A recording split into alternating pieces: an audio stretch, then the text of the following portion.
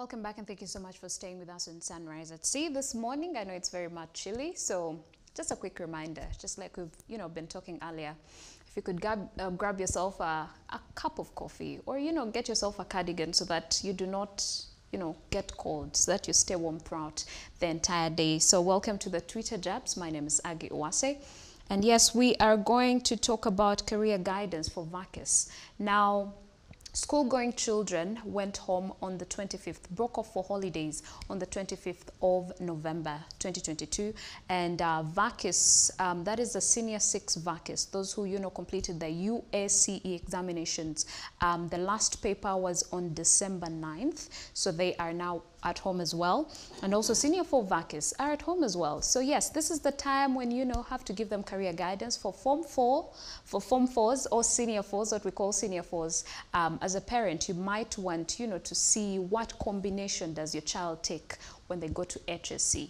What favors them? What do they like? And for Senior 6 vaccists, it's about time, they'll be going to tertiary institutions. It could be university, could be, a vocational training institute, whatever it is. So this is the time when you need that career guidance so that eventually your child can have a very great career ahead of them. I mean, that is the joy of every parent out there. So joining me this morning is Mr. Patrick Malindwa, who is the CEO and founder of Youth Entrepreneurship Spark. Good morning, sir. Good morning. I almost said happy Monday, but it doesn't really seem like a happy day because it's raining out there, but I hope you're well. It is really chilly, very cold, yes. And just reminds me what my mother used to say. Teacher. Hey, so now it has changed. I don't remember knowing about Omsomi. I had Omunaku, something like that. Yes. Because, I mean, kind of the rain that comes this morning, yes, it can be really very tricky. And thank God we are not, young people are not going to school. But of course, there are professional people who are actually studying. Yes. Whenever such a thing happens in the morning or any time, a rain is a sign of a blessing in African culture. Yes. So we thank God it's showering. Unfortunately, if you're not driving, you have to hustle, find a taxi. Absolutely. I saw some people, I wanted to give a lift, but I was rushing You here. had to make it in time. Yes. Okay. Yes, we hope that, the day becomes a little bit, favorable. The weather becomes favorable as we go through the day. But anyway, now as the CEO of entrepreneurship, Youth Entrepreneurship Spark, yes, let's start with what is your mandate as a company? Okay. So Youth Entrepreneurship Spark is a social enterprise. We founded in 2012. And the idea is around, like every one of us has got a dream. People have dreams. And you may not pronounce it, but every one of us have somewhere you want to be. Some people think dreams definitely have to be big. But the fact that you were born and you are alive, you have somewhere you desire to be. So what we saw, personally being the founder, the journey of myself coming from where I came from and coming to where I wanted to be, or even failing, or even delaying to come to where I wanted to go to. Number one, it was so much about the education. And the things I wanted to study, I did not get a chance to study them. The other thing is the environment, places where I lived, the people I lived with, they didn't know that I had a dream, and a big dream. So Youth Entrepreneurship Spark is founded on the thought that every one of us has got the energy it takes. If we're a car, every human that is living, breathing, and healthy is already available to become. So why people don't become is you need some bit of fuel, which is the spark. So the Youth Entrepreneurship Spark. And the spark is what we provide. And we thought that a spark could be this conversation that we are going to have here. And I was talking to a number of parents telling them that make sure your young people do not miss this conversation. It could turn around things. Yeah. You could be walking somewhere and you meet somebody and they tell you, by the way you're going is not where you need to be going. Like, I'm going to Mulago and you're going this way and Mulago is this way. So a spark could be a conversation you have with someone, an elevator conversation, in 3 minutes. A talk, by the way, do you know there's a scholarship? And you were stuck, you don't have tuition, you know? Yes. That could be a spark. A spark could be some simple money that somebody gives you to invest in an idea, to buy a laptop for a graphics designer, for motion graphic designer, for a filmmaker, a camera, a space free to work in, like for a graduate. That could be a spark. So Youth Entrepreneurship Spark provides the spark young people need to become. And we provide that for young people that have dreams to do wonderful things in ICT, in agriculture, and creative and performing arts. That's music, dance, and everything. Sports. So we have about 10 areas, but our thematic are about 5. Agriculture, ICT, sports, creative and performing arts, and yeah. Okay, that is great. I love the fact that you mentioned that each one of us does need, an extra push in one way or another. We might, have the talent, we might be very intelligent, but there's always what's the extra push does. Yes. So now let's talk about ideally, what is career guidance? Because that is the extra push that we are talking about. Yes. And what does it entail? So career guidance is a kind of counseling. Like we are used to counseling when we have depression. So career guidance is a kind of counseling where someone talks to a professional or someone with experience, could be specific in an area like you are a TV host, and a young lady, a young boy who wants to be who you are or wants to be where you are could come and talk to you. So when you share your experience, that could be quantified into career guidance. But professionally, it exists as a career itself, where you provide a service. People come talk to somebody who is professional in that and provides guidance to allow the client choose in a suitable career and occupation. Yes. So why is it that we are focusing on vaccists today? Okay, so what happens is, the world is fast changing. And when I was young, everyone used to say, and when I was young, I knew that the future was mine. Though it used to scare me, it felt like whoever was telling us who are parents, it feels like in the future they will not be there. Definitely, some are not there, but some are here. Like my mother who rested, she used to say, now, the future, the life itself is changing very fast, and the world we live in is changing. 10 years ago, that gadget you're holding wasn't here. If it's an Apple tablet, then Probably was. No, the tabs don't make it clear. Yeah, it was, because it was Samsung and Apple that had a tab. But we didn't have the smartphones 10 years ago, 10 years ago. Yeah, 10 years ago, you could not talk about e-learning. 10 years ago, there was no COVID. COVID is a recent issue, and when you see how it disrupted almost everything, people were not moving. So we had to rethink how we've always lived our life. You see how banks have digitalized how they do things. Yes. You see how schools have been coerced, to think about e-learning. So things have changed. Apparently, ICT as a course, or ICT itself as a course or a profession, is no longer a standalone. It's like every one of us has got to have ICT skills or computer literacy. So things have changed. We are not being trained to work here in Uganda. Talking about the business process outsourcing, you can be here and work for any company in the world. So that is how life has changed. Now, we cannot be using the old-time traditional, and colonial type of education, But we still do.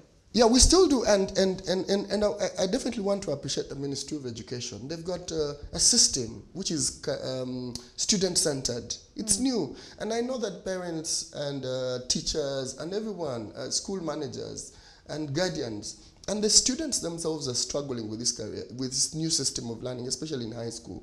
It's a wonderful thing. It's what is used in the Western world, but it's new. Maybe the problem could be how it was brought. You were in a situation, everyone is running east and west, and then boom, you had this wonderful thing introduced. So young people, because the future is theirs, S4 and S6, because they are about to make important decisions in their lives. a number of them would admire you. I want to be on TV. But they don't know that apparently, do you remember that stuff we used, okay, I don't know. Have you ever written a CV and you copy and paste where your hobbies? Yes.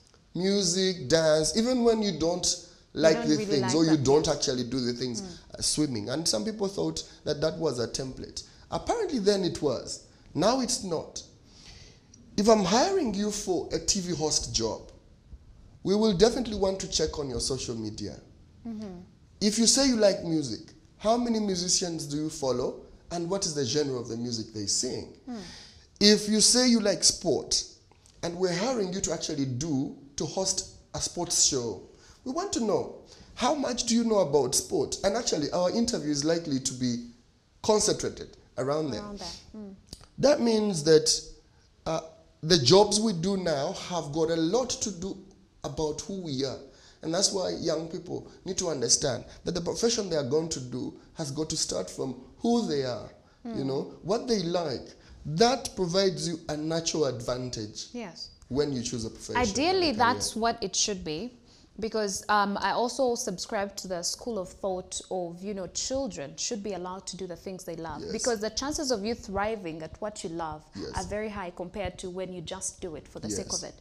But we have seen science is being promoted a lot, including by the president and even our parents out there that prefer to have a doctor than a musician, that prefer, you know, to have, I almost said a lawyer, but being a lawyer is when you have done, you know, literature and all those are art subjects. But my question is, so how can we help our children out there, especially those who are in vacation, who are going to make very important decisions of what courses they pursue at campus? Well, some have been scraped off already. You talked about IT, you talked about ICT being incorporated into one thing because everyone is literally doing that. So some of the courses have been scraped off university. However, there's still students in vacation who would love to pursue those courses, but they are being deprived of it. So how can we enable our children do exactly what they love? Okay, so young people who are watching this show, and I want to thank you so much, CTV. It could be like in the whole country, you could be the only media house which is having this conversation. Very important conversation for those of you who are watching the show. So what happens is, like we've said, the world has changed towards you doing what you are best at, or if you choose a course, it should be in line of you as a person, like an individual. But I know that for young people, there are so many times that you've not been given a chance to be, okay? And this is, I will start from parents and guardians. You know, if you are a parent and you're watching this conversation, the child you have, you didn't make them. You made them. Science says you made them. You don't make them. Who makes them? You are a vessel. Yes, if you are a believer in God, yes, then we are vessels. But for someone who is a typical scientist or atheist, they will say, you know. Even the processes that actually make, for example, when you find, let's say, a single parent and they believe that they can actually raise this son or daughter themselves, did you make them alone? How much of that child are you sure that they are, like, out of a scale of 100%? How much of you do you think they are? So, mothers and fathers, the children you have are not yours. They are beings, just like you are. This you get to know when you grow. How many times do you feel that this part of my finger is my mother's? And this kind of eyes are my father's. That my height is my grandfather.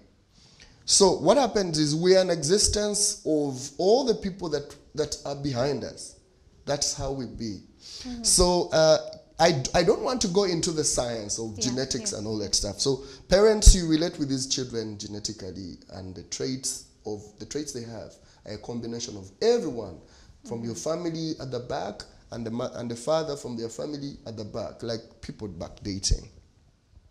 So the problem for children who have parents, and this is why children who have lost parents are likely to pursue their dreams and become, because they don't have a barrier anymore. So for parents who have children, you are likely to be the reason why they will not live their dream. It's because you saw, like you said, at the neighborhood, there's a graduation that just happened, and these were doctors, and it's prestigious. Yes, you know? it is. So there's this whole buzz of oil and gas, and you have this son or a daughter who has done oil and gas, and they're working in the oil and gas, and then you feel big. Then recently, politics makes a lot of sense in Africa, but it's over-traded, you know? It's over-traded. These people look so important, but I'll tell you the truth, I don't want to debunk them. Mm-hmm. They are not so much. Okay. Yes.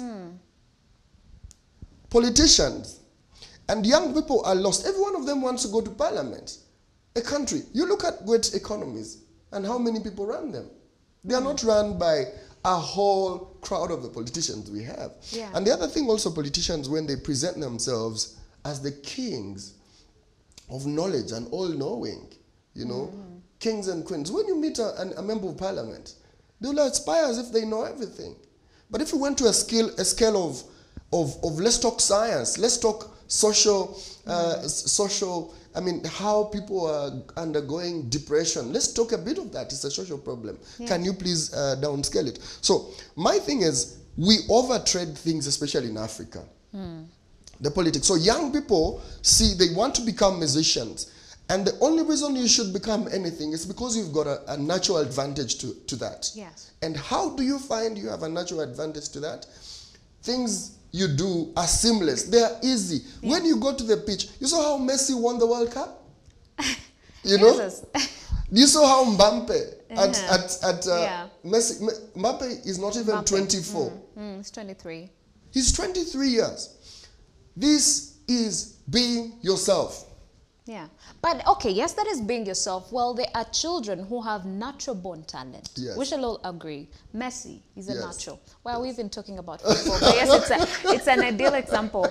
And most of them, actually, we can say they were natural talents, but we have seen some of them who are, okay, yes, with Messi, it's a little bit easier for him on the pitch. With Ronaldo, he has had, to work really extra hard for his career to be as great as it is. So now I think we are drawn to the conversation of nurturing talents and identifying talent in our children, especially the vaccists out there, because it's also part of supporting them in what they love. How can we identify their talent and also support them the right way?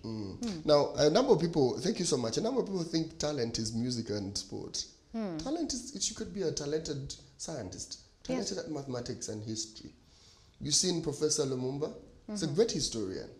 A great part of himself is not what he sits down to read. Some people don't even read. And I've seen that with myself. There are things I have talked about and I've never read them. Okay? So you've got a natural talent to understand. So young people, parents, do not be limited by thinking that talent is being sport and being musician. Talent exists in almost everything. You could be a talented painter. But what makes you, how do we turn talent into a profession, a career? That is why we need school and training and skills. So, identifying talent, it's a long conversation, and I wish CTV could maybe commit some time. Probably another time. Sure. It's a long thing, but it's going to come from playing. Children should play a lot. When you play, all beings, and I want you to check, if you have a dog, the puppies play a lot. If you have a goat, the babies play a lot. You know? If you have any young thing plays a lot. Yes. It's natural about us. So that's why you see kids who grow up in free environments discover themselves early. And that's why you see most of the talent comes from ghetto. The ghettos, you don't have so much limitations. Yes. Oh, yes. Most of the musicians have come from the ghetto. Most of the footballers have come from down there. Why? Because there are no limitations. There are no boundaries. There are no fences. There are no things like stay on TV, watch other people. You go out there to make yourself. Okay? Yes. So allow your children to play more. And we'll talk about talent another time. Yes, we shall really talk about it another time, because what I almost said is there is children who are very introverted. Yes. And with those, you have to give them an extra push to see that they go out there and play with other people. But now let's talk about technical and vocational training. Now, we know for sure, especially in Uganda, so many people downplay that a lot. Yes. They feel like it's not prestigious. Everyone wants their child to go to university because they feel vocational training, technical training is not that much of a big deal. What would you say to a parent out there? Also, how is it important? Okay, thank you so much. So what happens is, like we've talked about how the world has been changed, especially by COVID-19. The gateway to employment now is the level of skill that you have. The information that young people are told, the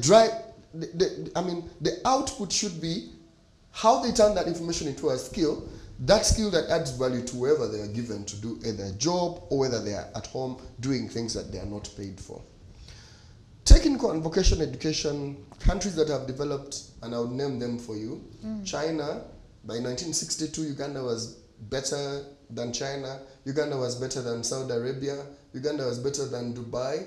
1962, Uganda's independence. For young people that are watching, Uganda got its independence in 1962. Yeah. And it was better economically by so many countries. What did those nations do to be where they are? It's technical, vocational education and training. Now, in Uganda, it's a preserve for those who have actually failed high school, for those who are not so good in class. You were lied to. And I want to tell you, I don't know why lies are so popular in human life. Lies become so popular, and for some reason, the truth gets lost. Yes. And it's so hard to bring back the truth. When you talk about the truth, they're like, excuse me. Now, some parents will switch off the TV if you tell them technical and vocational education for their kids. It's important. Oh, it's better. It's the best. When my mother died, I just finished my senior 6. I only knew how to take pictures. I knew nothing about the chemistry, the physics I did in A-level, the mathematics I did from O and A-level. I knew nothing. I could not convert any of that to survive. Why do we go to school? Is to live here. So the only thing I knew was to take pictures. If you are a parent, if God calls you now, how do you think your senior 6 vaccists will live? If they knew how to cook, they could actually work in a restaurant. If they knew how to tailor, they could actually make masks. Yes. Because they're on market. If they knew how to make some makeup, they could actually do somebody's face, because there are weddings almost every time and their birthdays. If they know how to plumber, someone's house needs water. Yeah. We have to forget where we were locked and unlock ourselves. Now, vocational education and training is provided in the country by public institutions and private. Yeah. And I want to interest parents to think through. In the past, it was very hard for you to go in a vocational institution and also be able to join university. Now it is very possible. Now for every one of you who wants to do anything around engineering, any course around engineering, this is my advice. I don't advise any child who wants to do computer engineering, civil engineering, electrical engineering, water engineering, agriculture engineering, anything to go for A-level. Okay. My advice would be senior 4 is enough. Let's take you and do an introduction course, which will take you 1 year in a vocational institution, and a good one, okay? Then we'll have you for 2 years to do your diploma. The people you left in high school will be in year 1 at campus. If you join Chambogo Ondeje University for any engineering course from a vocational, you do 2 years. Engineering courses are 4 years. So that is the advantage. But what am I saying? The world is not receiving people anymore because of certificates. Why? Ask so many people who are graduated from Makerere University, especially, for Makerere University, I know the university delays transcripts. And I'm not downplaying the university. I love the university so much. Yeah, it delays, and other universities definitely delay transcripts. So apparently, there are people who graduated 10 years ago in any university and you don't have a transcript. Why do you have a job? If that job was about the transcript, the certificate, it's wrong. You wouldn't have gotten it. But, okay, sorry to cut you short, because Matches, because sometimes they give you, you know, benefit of doubt, Yes. because universities do give us testimonials. Yes. As you wait for your transcript to be processed. So that is what you use at your workplace. But also I know that in a stable work environment, Yes. there's always those, at least annual audits Thank rather. you. So if you haven't updated your file, they will ask you to, you know, present your transcript. I'm Yes. talking about a very stable working Yes, environment. yes. So during those audits, if they employed you based on the fact that you haven't got your transcript as yet, at least by the end of the year, they require you to be having it. Yes. So, Yeah, thank you so much. I didn't say that these certificates are not important. yeah. But I think for me, the process of acquiring them is we should rethink it. You know, it's taking us so long to acquire these certificates, and and then in turn you're so handcuffed at work. What the senior sixes have spent a solid 7 + 6, 13 years studying. But I want you to audit them at the level of how much they can actually turn what they have studied into workable things at home. That is what I'm talking about. That's what I'm talking about. Young people should be prepared along the process of acquiring the certification, but also have a skill. And that skill should be in line with what you want to be. Yeah. I don't know, this conversation could be distributed. Yes. And at times it becomes really very hard to dissect it. But this is a simple one. For senior sixes and senior fours, we have a workshop around January where we want to meet S4s and S6 to help you understand the game. Because I know there are things that you don't know. Artificial intelligence, Yes. providing so much jobs. Okay, there's so many things that are changing in the work environment. Like I said, digital literacy IT is not a preserve anymore as a course, a standalone profession. Yes. It's a must that every one of us should have digital literacy, because there's no way you're going to work without a computer. The phone you have is a computer. Yes. How you go about it becomes very, very important in terms of defining how competent, how relevant you're going to be wherever you are. Yes. So in the interest of time, much as you know, you tackled on it a little bit, Yes. I was going to ask what programs do you have for vaccists out there, especially during this time? Thank you so much. So in the early week or second week of January, we have a workshop for S4s and senior sixes, and this is to help them to help them understand what has changed, which courses they shouldn't be going for, the courses that they actually should be going for. The other thing also is to help them understand the process of knowing yourself. Because when you know yourself, guys, this is important. I am happy I got a chance to know myself. And I'm not competing anymore. When you know yourself, you don't compete. You be. You Yes. be. So for S4s and Senior 6, you could check us on Facebook and social media channels. Just look for Youth Entrepreneurship Spark. Follow the pages. You'll be able to get the information very soon. Because I know you're online. You know? Yes. You know they're online. They're online. Okay, still, okay, just one quick one. Yes. What would you tell a parent out there? Because there's so many of them who love to, you know, live vicariously through their children. They want them to pursue the particular courses that they want. Your father wants you to be a lawyer, so that is what you have to do. Your father wants to be a doctor, you to be a doctor, that is what you have to pursue. And so many children or students out there have fallen, you know, victim to Yes. some of those things. So you find, I'm a lawyer, but I'm a DJ, because initially that is what I wanted to do. The law. Yes. You yeah. did the law for your father. Yes. Parents, I talked about this when we were starting this conversation, and I want you to know again, you are shepherds. A shepherd does not turn a sheep into a goat. A shepherd makes the pasture, a shepherd protects the sheep, a shepherd builds an environment. So what you do, the best thing you can do for your children as parents, at the end I will tell you, look for me. But the best, Yeah. look for me. But the best thing you could do for your children, parents, and those who are going to be parents, is create a good environment for them. Yes. One, where you stay, where you choose to stay, plays a great, great, great role in how your children will be. So, where you choose to stay, where they'll, because it determines where they'll go to school. You can't stay in Masaka and your child goes to school in Kampala in a day school. Okay? Now, where you stay will determine who their playmates will be. Okay? And that environment has a lot. Environment has a lot in shaping your child than actually the things that happen inside your house. Yes. Okay, should I take that as, your final remarks? Okay, I'll give, then I'll give a final remarks. Yeah. Number one, I want to thank this CTV. I want to thank you so much. It's the second time you're hosting me here, and I want to thank you so much. And I believe that you're actually on the journey to change this country. For parents in Uganda and the rest of the world who are watching me, the Western world predicted the times that we're in. That's why when COVID happened, it didn't have so much effect in so many other ways. But in Uganda, in African countries, until today, we don't even know. I want you to tell the truth. To tell you the truth, we don't even know to what level COVID impacted us. Now, please, the world is not going to get any better. Yes. The best thing to do is prepare your children for the world that is not going to be better. When they are problem solvers, they will live in this world. They will not just exist. They will be here. They will be relevant. One of the things that is causing the greatest depression in the world, especially in Africa, is lack of jobs. Okay? I agree. Now, the lack of jobs apparently is not just about lack of education. It's being without a skill.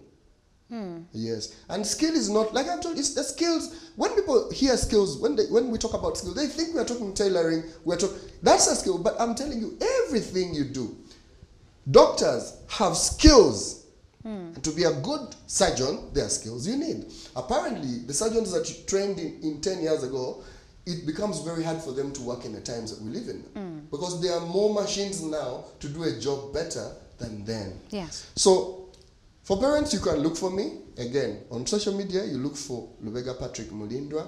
I'm on Facebook, I'm on Twitter. Look for me. We usually have individual sessions for children. Prepare your children. Because, number one, there's no parent.